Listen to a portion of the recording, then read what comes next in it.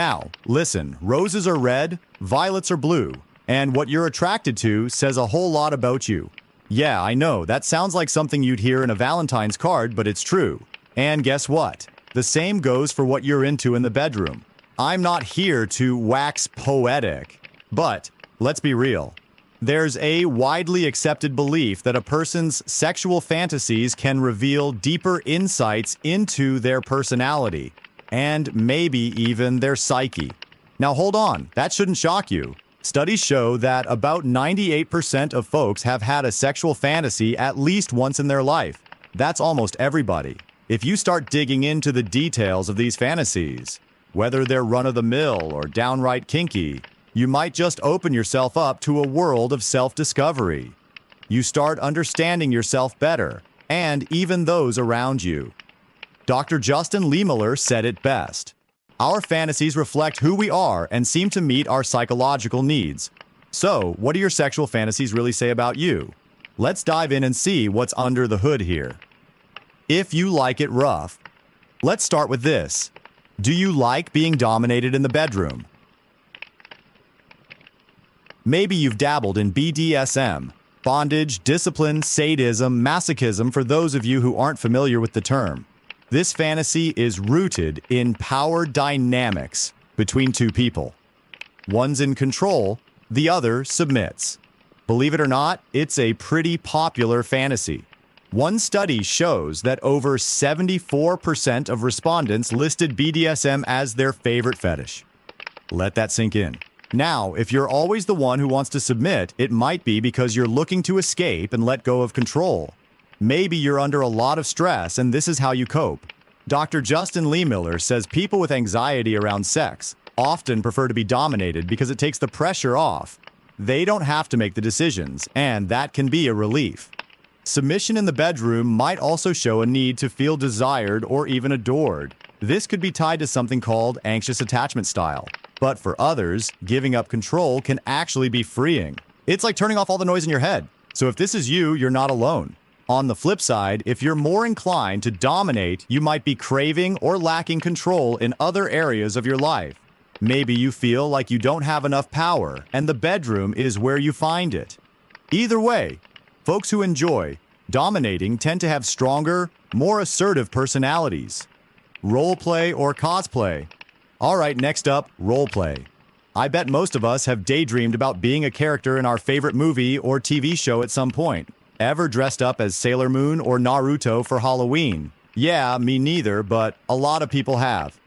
The excitement of roleplay can absolutely spill over into the bedroom.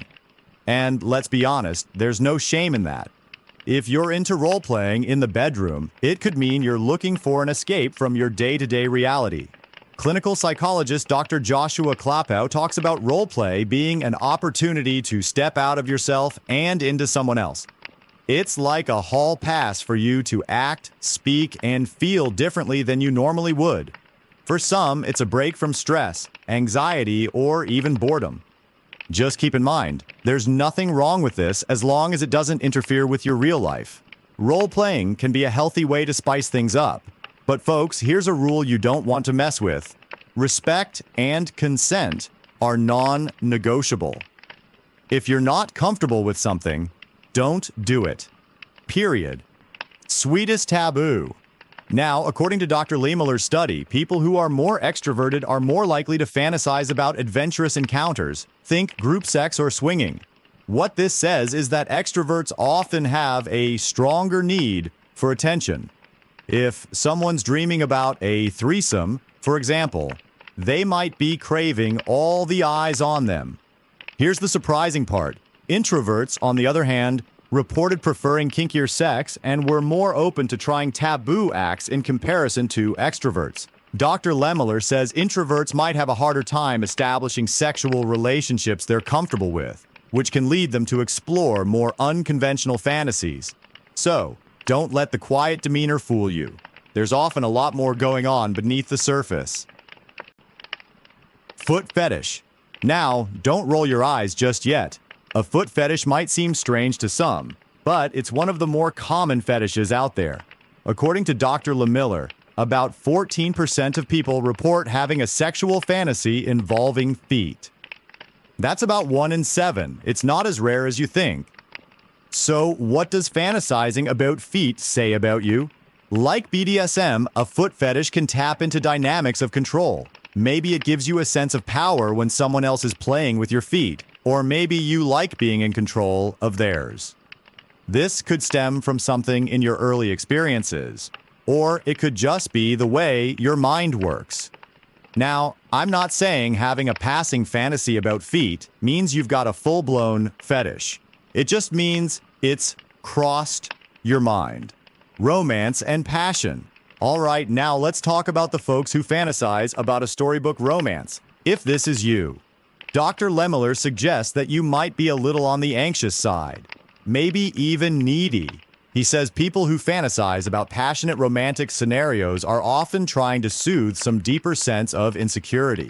This could be rooted in a fear of abandonment, which might come from a history of broken or disappointing relationships. You're not just dreaming of romance, you're trying to find safety. What do your fantasies say about you? So now, what do your sexual fantasies tell you about yourself? Do you agree with these insights? If nothing else, hopefully this gives you some food for thought. And before you go, I've got a little something to ask you. If you enjoyed this video, make sure you hit the like button, drop a comment below, and subscribe to PsyFactors for more content like this. We've got plenty more insights coming your way, and we truly appreciate your support. As always, stay kind to yourself, be mindful of others, and have a wonderful day.